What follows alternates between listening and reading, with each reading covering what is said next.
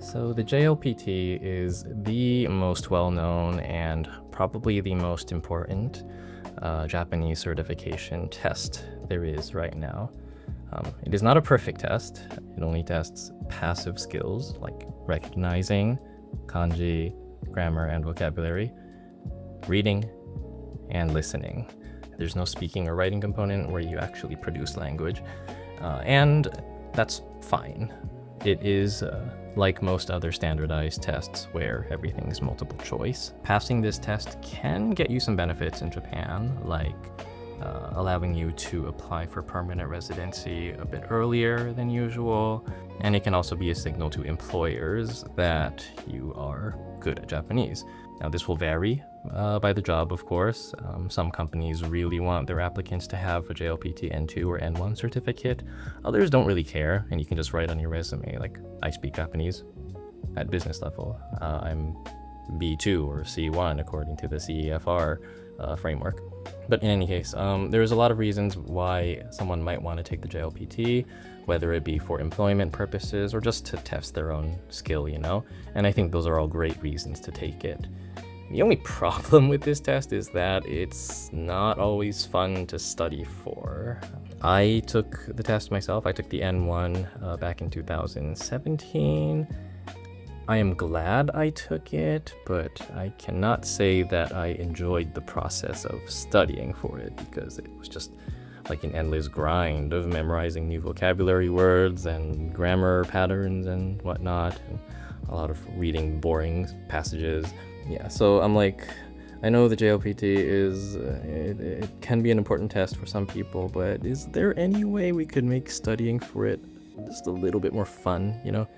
Kind of my own experiment, but I wanted to see if we could make studying a little bit more fun, so I tried making an app for it. One of the main modes for this app is the arcade mode, which is basically just like rapid fire vocab, grammar, and kanji questions. Those are the questions that make up the first section of the real JLPT.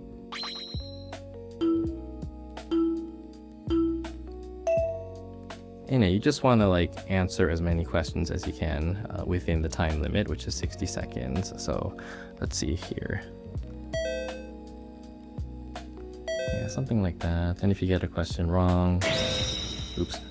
If you get a question wrong, that happens and you lose your combo. So these are N3 questions right now. But yeah, I figured that turning the process of memorizing lots of vocabulary and stuff could be made a bit more fun if there was like a game element to it, which is why I tried making this.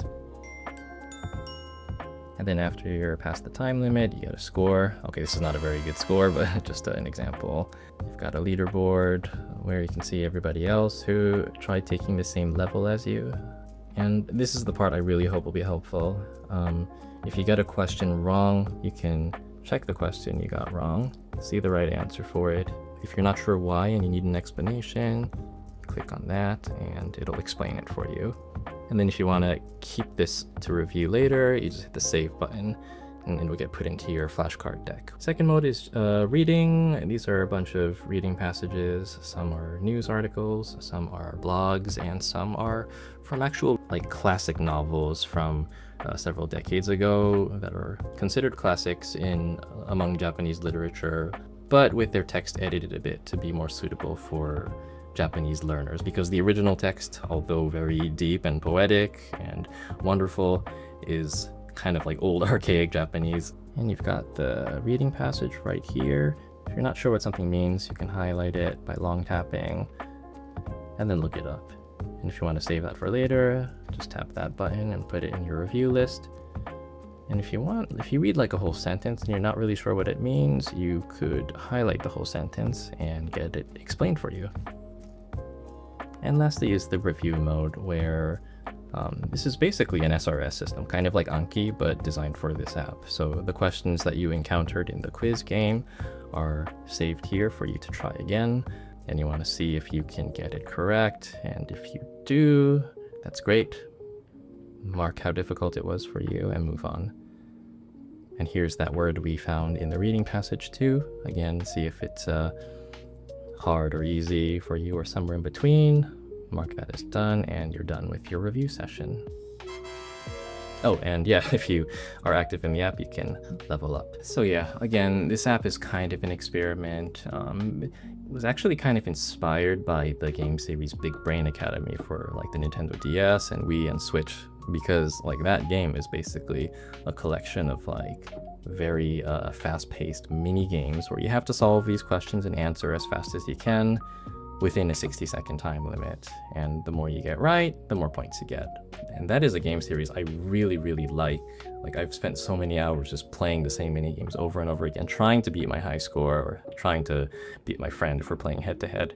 So yeah, I wonder if this would work with language learning too, because memorizing Japanese vocabulary and grammar, it's not inherently like a painful thing to do. It just becomes a bit annoying if you feel like you're doing it over and over again for no reward. So I hope this app is at least the start of an idea to make Japanese studying more fun. If you want, you can download it, give it a try, and see if it's helpful. Right now, all the content's for N3, N2, and N1, because I want it to be a bit more focused for intermediate and like advanced learners, because I think that's kind of the awkward spot where you hit like the intermediate plateau and it feels harder to improve, or studying doesn't feel as fun as it did before. But yeah, let me know what you think, and if you think there's anything I should change about it or even add to the app. I think that going forward, I'll be continuing to experiment with different software ideas that make language learning better. Like, I also have some ideas for making a tool to help people with listening practice, because I think